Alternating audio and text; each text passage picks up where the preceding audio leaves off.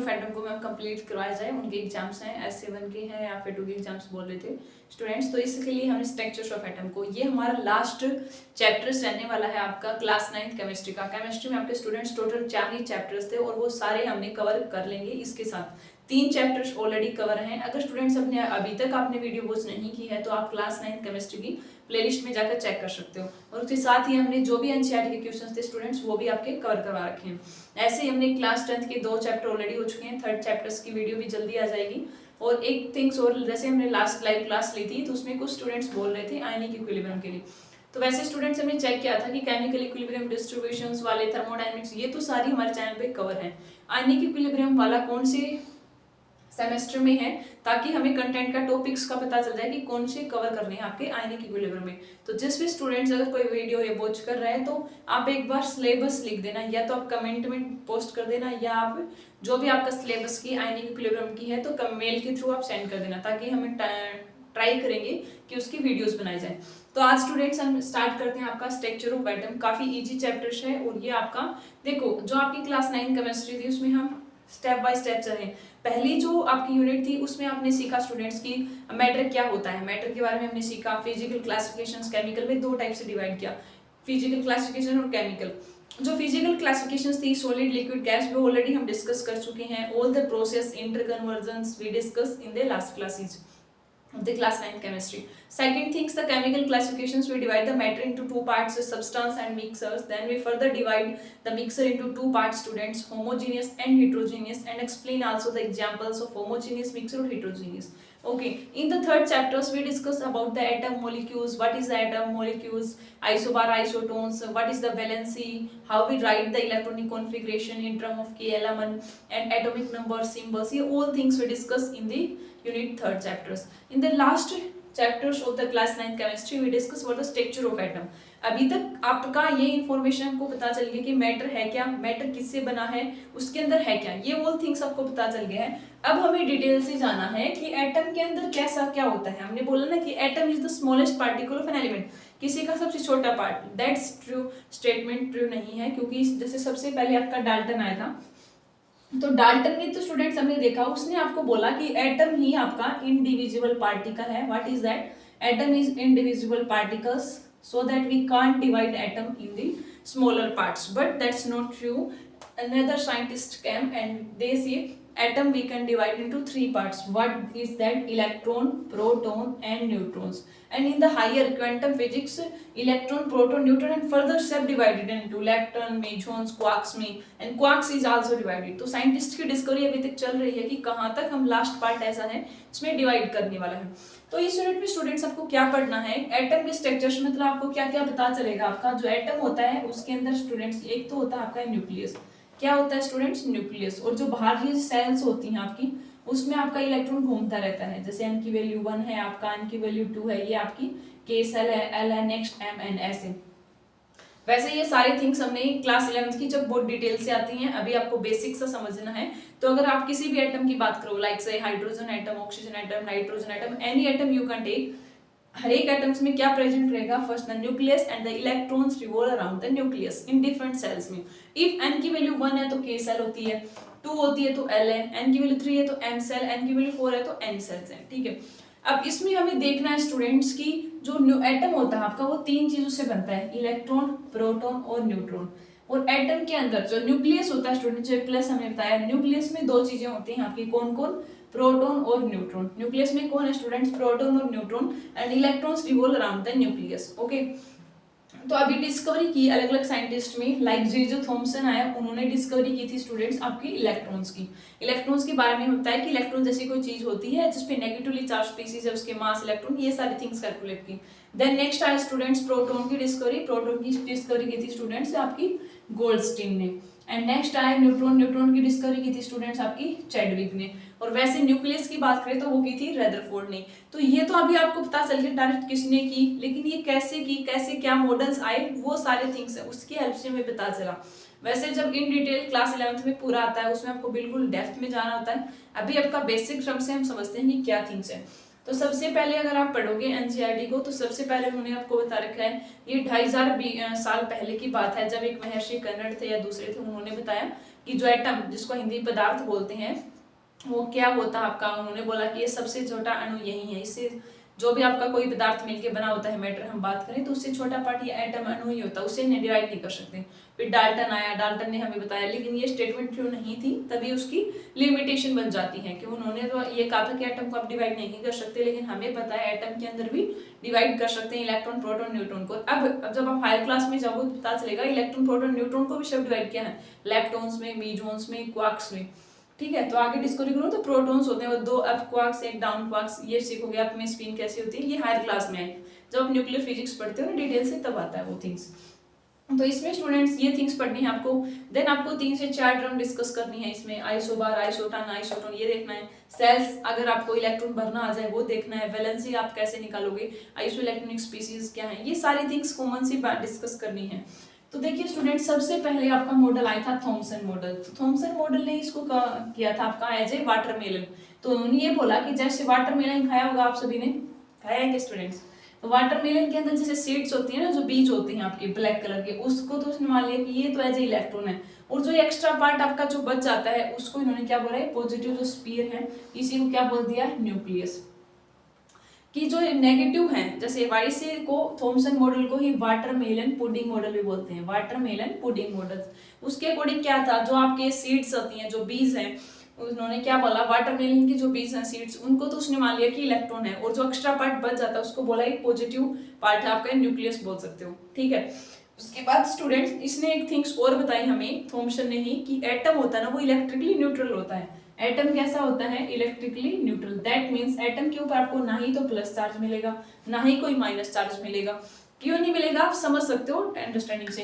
देखो एटम किस किस से बना है, इलेक्ट्रॉन, प्रोटॉन, न्यूट्रॉन। अभी आपको पता चल गया है कि इलेक्ट्रॉन पे चार्ज कैसा है, नेगेटिव है।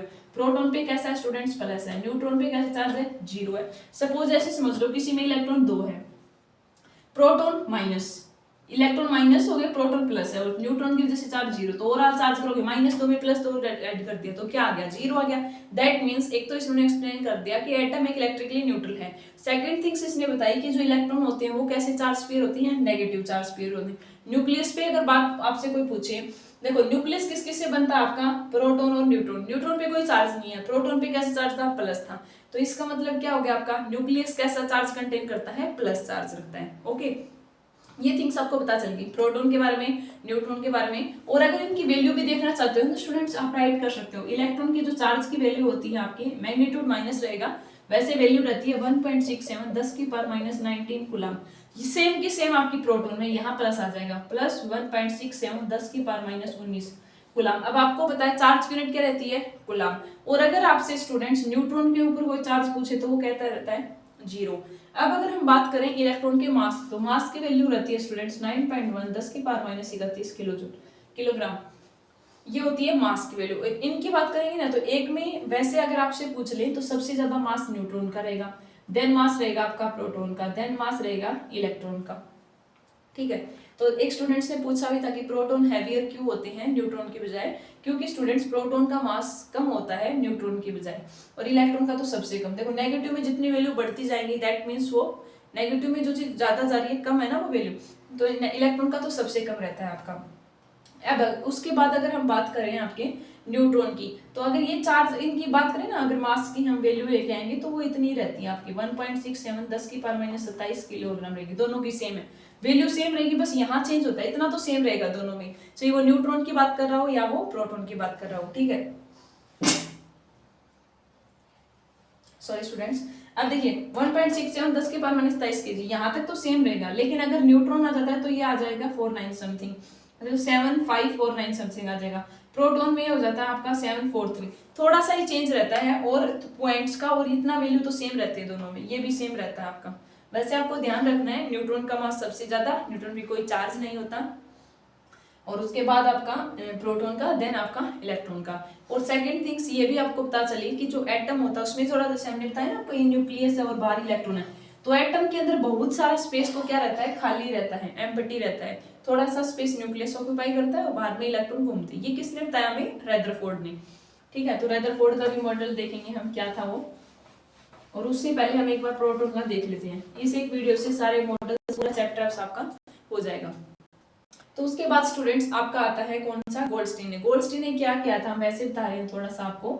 उसने एक ऐसी है ना डिस्चार्ज ट्यूब ले ली थी, ठीक है, और यहाँ पे उसने बैटरी लगा दी मान लो ऐसे, और यहाँ पे ग्लास ट्यूब ली थी उसने, और उसमें यहाँ पे गैसेस को भर दिया था। यहाँ पे दो पार्ट थे, ऐसे समझ लो इसको। कैथोड, डायग्राम मेरा थोड़ा सा अच्छा नहीं है। कैथोड टर्मिनल और एक एनोड है, यहाँ ऐसी रेज आ रही है समझाने के लिए। यहाँ उन्होंने जैसे मान लो इलेक्ट्रिसिटी वोल्टेज तो देनी पड़ेगी ना आपको, 15,000 वोल्टेज दी थी उन्होंने, 15 या 20,000 वोल्टेज इतनी। सिंपल सा ऐसे समझ लो, हम बता रहे हैं आपको कि एक डिस्चार्ज ट्यूब ले ली ऐसी है ग्लास ट्यूब, उसमें उसने गैस को भर दिया, मान लो अपना हाइड्रोजन गैस को भरा है, नाइट्रोजन को भरा है, कैसे भी।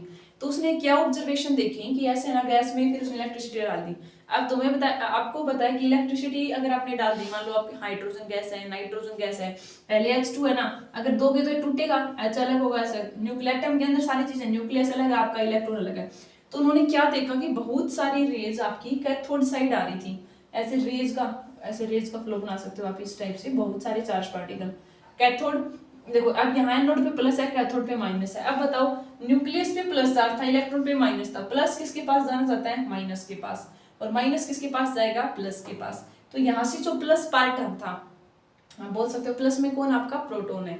अब प्लस पार्ट था ना, वो तो जा रहा है कैथोड की साइड, और माइनस पार्ट एनोड की साइड। तो ये प्लस की उन्होंने बाद में डिस्कवर की गई, जो पॉजिटिव चार्ज है वो आपका प्रोटॉन ही है, या आप बोल सकते हो न्यूक्लियस ही है, और इनका नाम दे दिया गया था पहले कैथोड रे। तो कैथोड रे कैसा चार्ज कंटेन करती हैं, पॉजिटिवली चार्ज।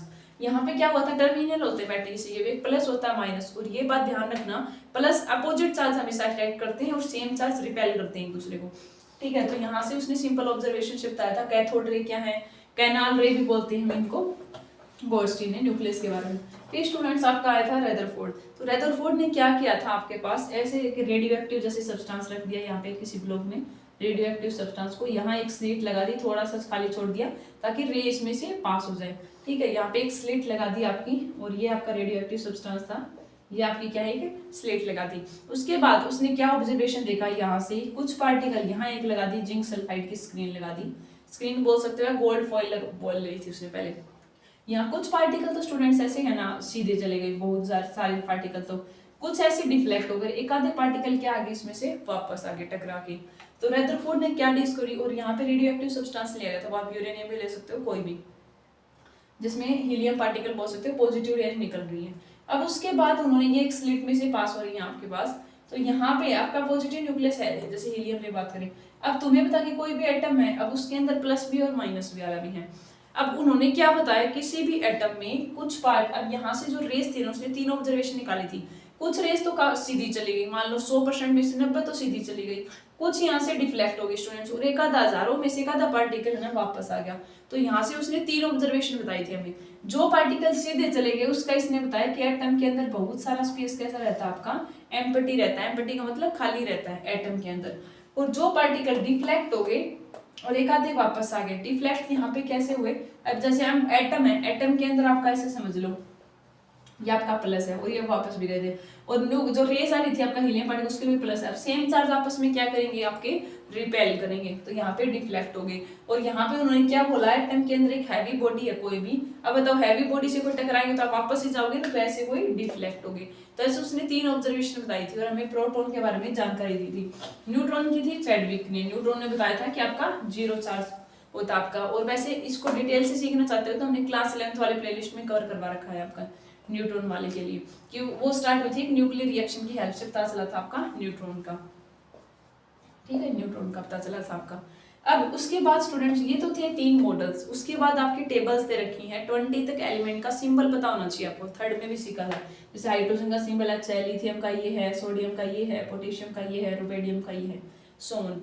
तो यूनिट थर्ड में भी हमने सीख लिया था वैलेंसी बनाना, तो वो थिंग्स यहाँ भी आपको काम आएंगी। अब उसके बाद स्टूडेंट्स आपको ये देखना है रेदर जो आया था, अब देखो जो रेदरफोर्ड मॉडल था उसकी एक लिमिटेशन थी, क्या रेदरफोर्ड ने क्या बोला, न्यूक्लियस पे प्लस चार्ज है, इलेक्ट्रॉन पे माइनस, तो आपको पता है प्लस माइनस को अट्रैक्ट करता है, तो इसका मीनिंग क्या है कि इलेक्ट्रॉन माइनस था, प्रोटॉन पे कैसे चार्ज है, प्लस चार्ज है, तो माइनस प्लस को अट्रैक्ट करना चाहिए था, उसके अंदर कोलैप्स हो जाना चाहिए था, गिर जाना चाहिए था एटम में, लेकिन ऐसा कभी नहीं होता, इलेक्ट्रॉन तो हमेशा घूमते रहते हैं बाहर। इस चीज को किसने एक्सप्लेन किया था फिर हमें, बोर मॉडल ने। कौन सा मॉडल आता है आपका स्टूडेंट्स, बोर मॉडल। जब आप क्लास 11th में पढ़ोगे तो इसके बहुत सारे फार्मूले भी दिए थे इसने इलेक्ट्रॉन के रिलेटेड, कि किस एनर्जी से घूम रहा है, क्या वेलोसिटी होती है, क्या मास है, ऑल थिंग्स। तो बोर ने हमें ये बताया कि ये जो आपका न्यूक्लियस है, बाहर जो इलेक्ट्रॉन घूमता है वो एक फिक्स्ड स्पीड में घूमता है और एक फिक्स्ड ऑर्बिट में। ऐसा नहीं होता, वो अपनी एनर्जी लूज नहीं करता कि मान लो कि आप ऐसे राउंड लगा रहे हो, एक बार आपकी स्पीड 50 थी, बाद थोड़ी देर बाद 40 हो गई, 30 हो गई, 20, एक जीरो होती तो आप ऐसे में गिर जाते। लेकिन ऐसा नहीं होता, इलेक्ट्रॉन जो अपने एक फिक्स स्पीड से और फिक्स्ड ऑर्बिट में ही घूमता है, अपनी एनर्जी लूज नहीं करता, तो इसीलिए ये गिरता नहीं है आपके पास। इसमें एक न्यूक्लियस का और प्लस का अट्रैक्शन फोर्स मेंटेन रखता है। अब यहाँ पे अगर इसकी वैल्यू निकालना चाहते हैं तो एनर्जी का फार्मूला भी होता है -13.6 Z²/n² इलेक्ट्रॉन वोल्ट। इसकी हेल्प से आप एनर्जी ऑफ इलेक्ट्रॉन निकाल सकते हो। अगर सेल n की वैल्यू 1 है तो यहाँ 1 पुट कर दोगे। Z होता है एटॉमिक नंबर। ये वैसे बड़ी क्लास में आएगा स्टूडेंट्स आपका। यहाँ से तुम ये बता सकते हो कि एनर्जी इलेक्ट्रॉन की किस एनर्जी से वो घूम रहा है, ठीक है। अब यहाँ आपको सिंपल सा देखना है 4 सेल्स के बारे में आपका, कि अगर n की वैल्यू 1 है स्टूडेंट्स तो k सेल होगी, n की वैल्यू 2 है तो l होगी, n की वैल्यू 3 है तो m सेल हो जाएगी, n की वैल्यू 4 है तो n सेल। और आपको ये पता लगाना हो किसी सेल में मैक्सिमम इलेक्ट्रॉन कितने हो सकते हैं, तो उसका फार्मूला होता है 2n²। और अगर किसी स्टूडेंट्स को फास्ट लग रहा हो तो वो वीडियो की स्पीड को नॉर्मल से थोड़ा कम करके देख सकते हो। किसी को कम लग रहा हो तो वो ज्यादा कर सकता है, आपके पास चॉइस होता है, यूट्यूब में ऑप्शन है। अब मैक्सिमम इलेक्ट्रॉन निकालने का फार्मूला है 2n²। अब के सेल के लिए n की वैल्यू कितनी है 1, इसका मतलब के सेल में मैक्सिमम इलेक्ट्रॉन कितने आ सकते हैं 2। अब एल सेल में n की वैल्यू 2 है, 2 का स्क्वायर 4, 4 दूनी 8, तो यहाँ मैक्सिमम इलेक्ट्रॉन कितने भर सकते हो आप 8। अगर n की वैल्यू 3 है यहाँ पे तो 3 का स्क्वायर 9 दूनी 18, अगर 4 पुट कर दे तो कितनी आ जाएगी 32। तो ये इलेक्ट्रॉन है। तो कई बार आपको ये कह देंगे कि जैसे मान लो सोडियम है और उसमें है ना सेल्स की वे में इलेक्ट्रॉन भर के दिखाओ, सोडियम का एटॉमिक नंबर 11, उतने उसमें इलेक्ट्रॉन, याद रखना। और ये होता है इसका मास नंबर। एटॉमिक नंबर जितना होता है उसमें उतने ही इलेक्ट्रॉन मिलेंगे, उसमें उतने ही प्रोटॉन। और न्यूट्रॉन निकालना हो ना कभी आपको तो मास नंबर में से इलेक्ट्रॉन घटा देना, एटॉमिक नंबर माइनस कर देना। अब यहाँ पे 11 है, 11 कैसे भरोगे, जैसे हमने के सेल में कितने इलेक्ट्रॉन आ सकते हैं 2 भरने 11, एल सेल में कितने आ सकते हैं 8, 8 और 2 10, एक बच गया वो कहाँ चला गया, तो ये के सेल में, एल में, एम में। तो इस टाइप से एग्जांपल देके आप सेल में इलेक्ट्रॉन भरवाएंगे तो आप इजीली भर सकते हो। उसके बाद स्टूडेंट्स आपको ये देखना है 4 टर्म्स, वैसे हमने पहले भी करवाई हुई हैं। आइसोबार, इसमें आइसोटोप्स और लास्ट में आपका आइसोटोन। अब ये क्या होता है आइसोबार स्टूडेंट्स, क्या होता है आइसोटोप्स देख लो पहले, कि जिसका एटॉमिक नंबर तो सेम हो आपका और मास नंबर क्या हो जाए डिफरेंट। जैसे मैंने हाइड्रोजन का एग्जांपल ले लिया, यहाँ चेक करो एटॉमिक नंबर दोनों का सेम है, मास नंबर अलग है, तो ये एक दूसरे के क्या है आइसोटोप्स। और इसका उल्टा कर दें, अगर मास नंबर तो सेम हो जाए, जैसे आर्गन का भी 40 है और एटॉमिक नंबर इसका 18 इसका 20 है, मास नंबर तो सेम हो जाए और एटॉमिक नंबर अलग हो जाए, तब इसको क्या बोलते हैं आइसोबार। अगर स्टूडेंट्स आपको चेक करना है आइसोटोन, क्या चेक करना है आपको आइसोटोन, तो सेम नंबर क्या होना चाहिए न्यूट्रॉन। न्यूट्रॉन कैसे निकालते हो आप, मास नंबर में से एटॉमिक नंबर माइनस कर दीजिए। और आइसो इलेक्ट्रॉनिक अगर आपको देखना हो तो वहां सेम हो जाएंगे इलेक्ट्रॉन, जैसे एक दे दे तो आपको O2 नेगेटिव, एक दे दे Na+। का क्या मतलब है 11 प्रोटॉन एटॉमिक नंबर मतलब 11 है इसमें इलेक्ट्रॉन, प्लस एक क्लोज कर दिए, कितने इलेक्ट्रॉन आगे 10। ऑक्सीजन का 8 होता है और 2 नेगेटिव मतलब 2 इसने ले लिए, तो 8 और 2 कितने हो गए 10, और दोनों में 10-10 इलेक्ट्रॉन है, तो इसका मतलब ये एक दूसरे के क्या है iso electronic species. Iso electronic निकाल सकते हो, आइसोटोप्स, आइसोबार और आपका आइसोटोन्स, ये सारे थिंग्स निकाल सकते हो आप। और आपके थ्योरेटिकल में बता भी रखा है, जैसे हर एक चीज के आइसोटोप्स होते हैं, जैसे वाटर का 3 आइसोटोप्स होते हैं, प्रोटियम, ड्यूटेरियम, ट्रिटियम, इनका अलग अलग काम होता है।